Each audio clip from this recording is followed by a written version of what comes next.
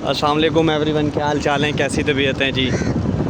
ये जी डिस्ट्रिक्ट उकाड़ा तहसील रिनाला खुर्द से मैं गुज़र रहा था। मैं पीछे रिनाला से ही आया हूँ और ये रिनाला का आखिरी गांव है, इसका नाम है जोड़े शरीफ।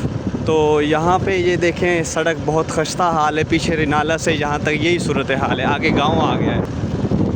ये जी आगे गांव है, इसमें सोलंग लगा हुआ है और बड़े ही पुराने वक्तों का लगा हुआ है। बड़े खस्ता सा गांव है। ये देखिएगा जी, ये सूरत हाल है इस गांव की। ये देखिए, अब जो चीज़ आपको दिखाना चाह रहे थे वो दिखाएंगे। ये सोलंग से बाद ख़त्म होने के बाद आपको दिखाते हैं कि यहाँ से थोड़ा सा आगे हदूद शुरू होती है डिस्ट्रिक्ट कसूर की, और जिसके लिए तहसील पतोकी लगती है।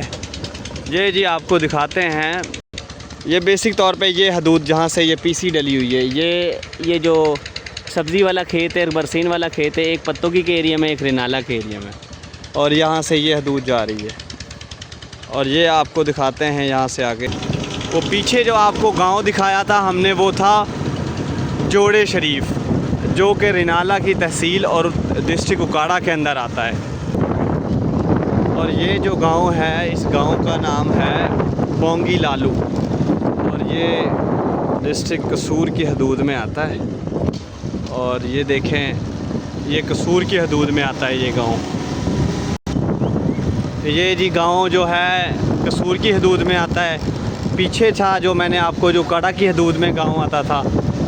यानी कि बात करने का मकसद ये है कि अगर हम डिस्ट्रिक्ट उकाड़ा से कन्वर्ट होते हैं डिस्ट्रिक्ट कसूर की हदूद के अंदर, तो हमें ऐसा महसूस होता है जैसे हम सिंध थे, पंजाब की हदूद में दाखिल होने के बाद सक्कर मोटरवे पे चढ़ते हैं तो हमें लगता है कि पंजाब बहुत डेवलप हो चुका है।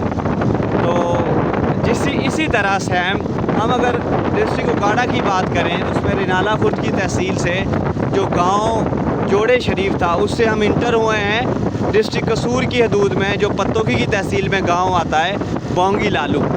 उसमें जैसे ही हम इंटर हुए तो हमें लगा कि जैसे हम सिंध से मोटरवे पे चढ़ गए, पंजाब की मोटरवे पे चढ़ गए, तो सक्कर मोटरवे पे जैसे हम सिंध से चढ़ गए। तो ये एक बहुत बड़ा फ़र्क है, और ये फ़र्क आप सबको मालूम है कि ये किस वजह से फ़र्क है। तो लिहाजा हम इस चीज़ को सोचें और अपने आप को नींद से बेदार करें और अपने अपने डिस्ट्रिक्ट्स और अपने अपने इलाकों को डेवलप करने की कोशिश करें।